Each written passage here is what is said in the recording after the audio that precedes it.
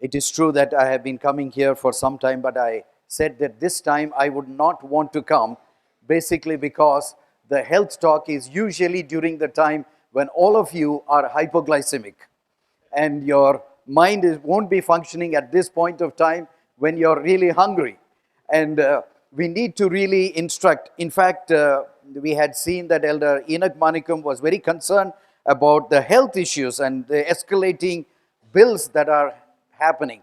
And for that, you need to be instructed well so that you can keep yourself healthy.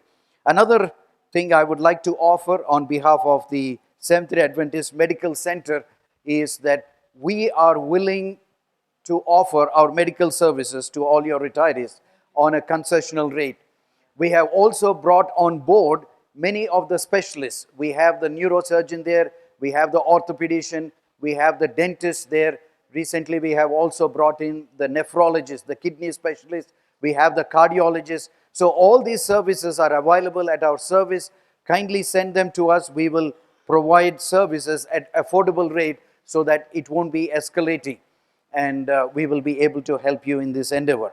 Let me quickly share what we have here this afternoon, because I know it is time that we need to go for our lunch.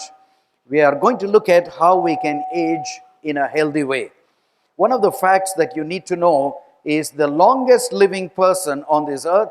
She was born in 1885. She is around 127 years old. In China, there was a lady who was having this unique growth like a horn on the left side. And initially she thought of removing it, but she got so much attention, people wanted to come and flock and see her, that she didn't want it to be removed. Finally, she found out that on the right side also there was another horn that was growing, and she decided to keep both these horns permanently. You know, sometimes when we retire, we want to have some attention, and that's the reason why she had left it there. You know, David says in Psalm 71:9, "Cast me not in the time of old age, forsake me not when my strength faileth."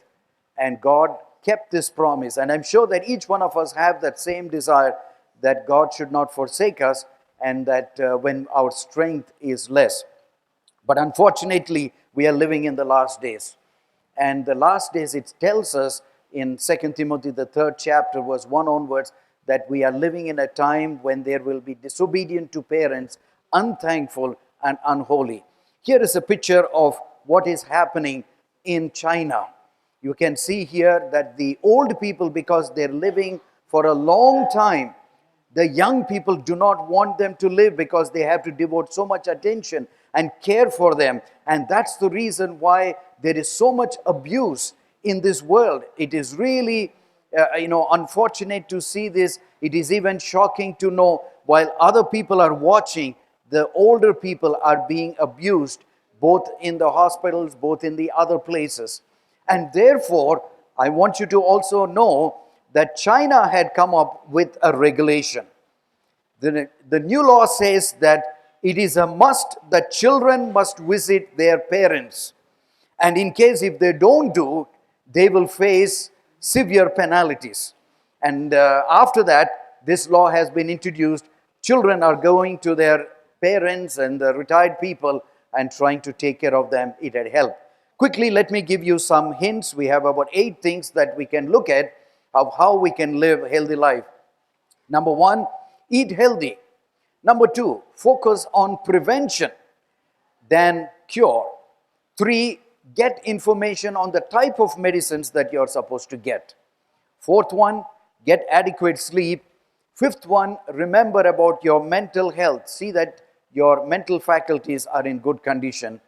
Also have an eye checkup, because sometimes when your vision is not good, you'll have imbalance, and also you will not be able to perform your regular activities.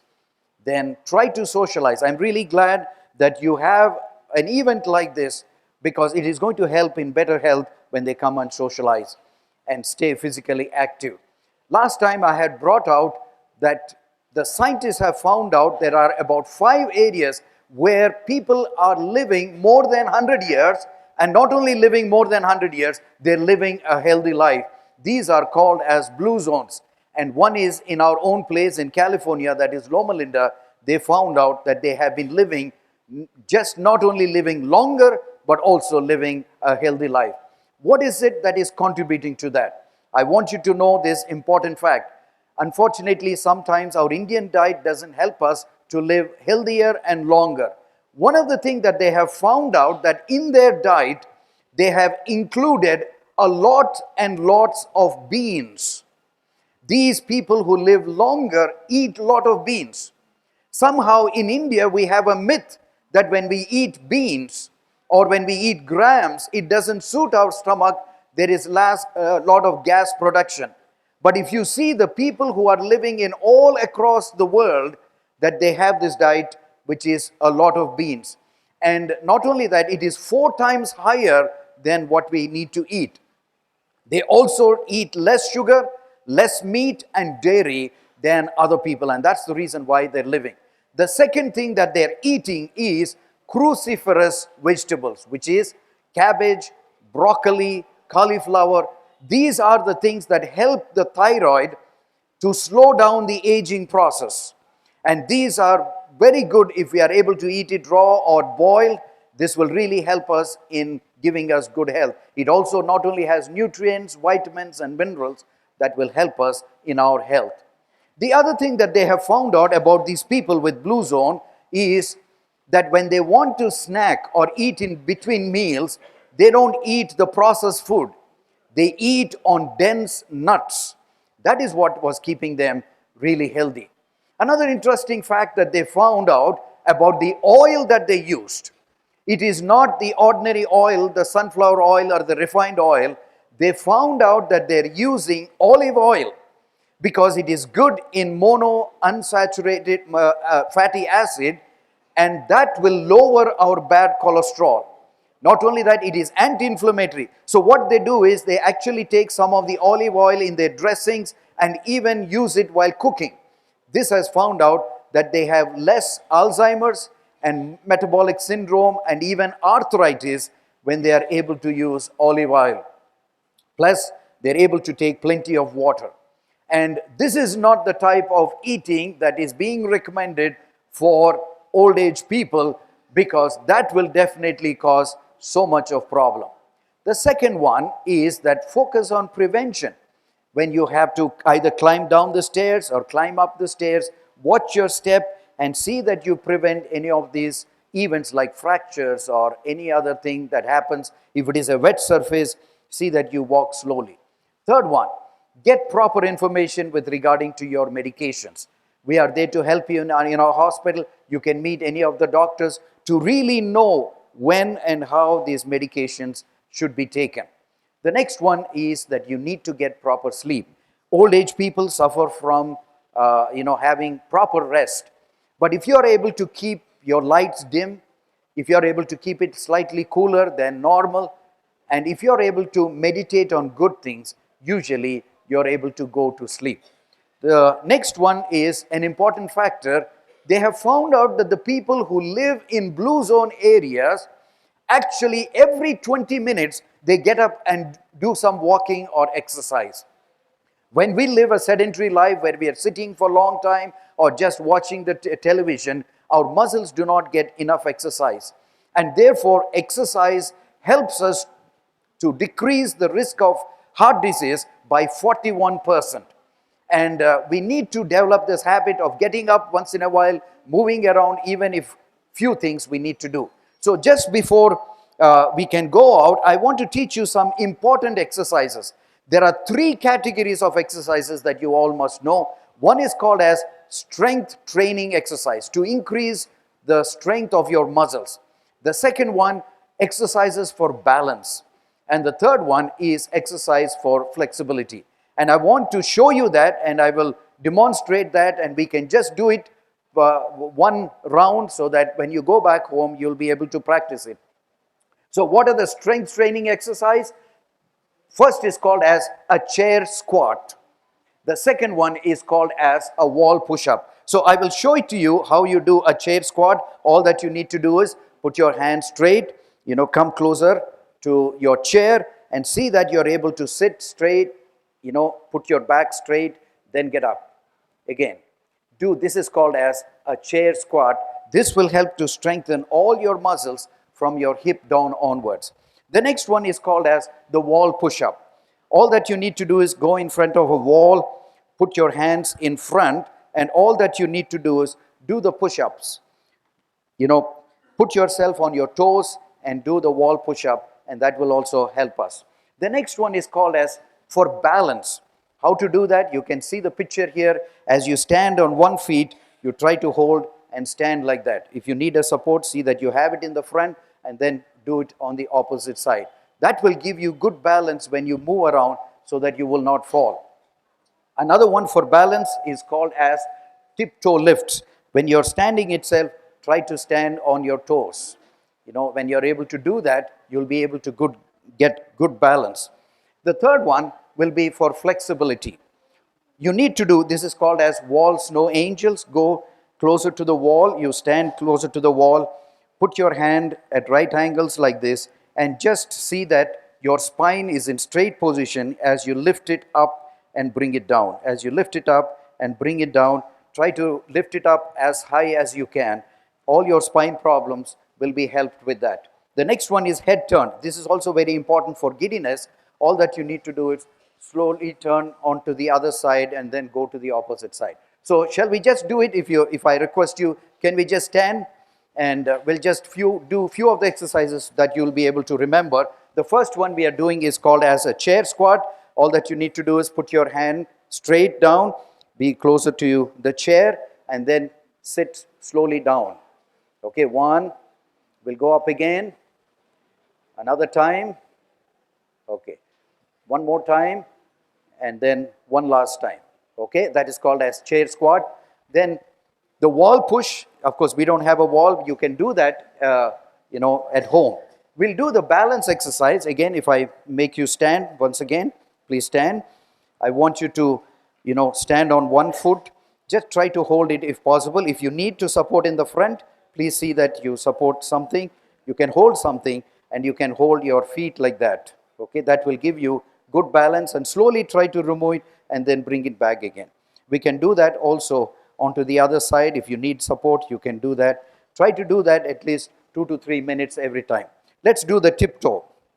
As you're standing, try to lift. If you need support, you can hold it, but then try to lift on your toes. Yeah, see that you are there on your toes.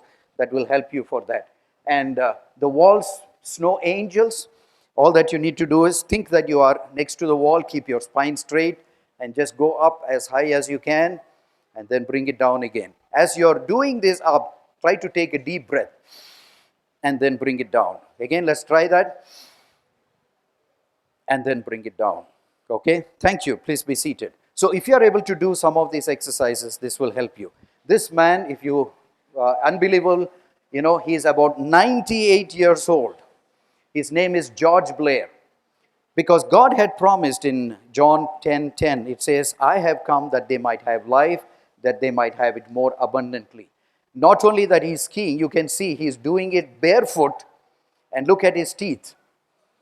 He's able to hold it. His teeth are so strong that he's able to do this water skiing even when he was 98 years old. He's a vegetarian. That's the reason why the secret for long life and good life is because of that. You can see all these elderly people, how much they're able to train themselves. It is only because they are able to follow this good diet and good sleep and these instructions that we have given, that all these people, they're all retired people, and yet they're very active. You can see this man, how he's able to raise his leg. All these are retired people. They are not young people. They're able to do these exercises. One thing we need to understand, it is never too late to begin or to start. If you don't have an exercise program, kindly go ahead and start that. The other important instruction that we need to know is we need to live a low stress life. Surround yourself with people who have similar interests, who are able to live a low stressful life. Church activities are really good. Visitation, somebody had said nobody's coming and visiting. We can go and visit other people and share our experiences and encourage them. That will really help us. Just before I close, I would like to just instruct you within 2 emergencies that old people might have. One of that is choking, especially when you're eating.